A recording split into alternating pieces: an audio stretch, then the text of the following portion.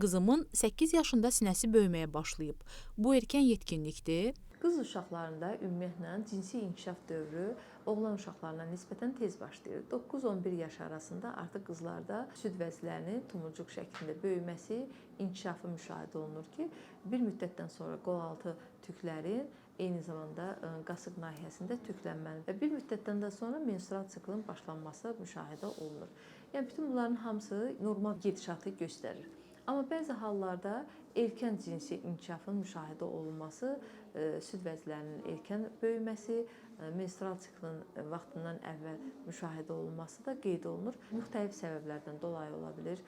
Daha çox cinsi aktivlik, müxtəlif hallarda, xüsusən də valideynlərin uşaqlara uşaq yaşlarında bol-bol vitamin komplekslərinin istifadə etmələri, verilməsi həqiqətən bu cinsiyyət vəzlərinin, cinsi aktivliyin vaxtından əvvəl ortaya çıxmasına zəmin yaradır.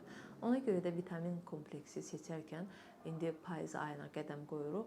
Valideynlərin nəzərinə çatdırmaq istəyirəm ki, həkimin məsləhəti olmadan heç bir vitamin kompleksindən istifadə etməyin. Əks halda başqa nəticələrlə də qarşılaşa bilərsiniz.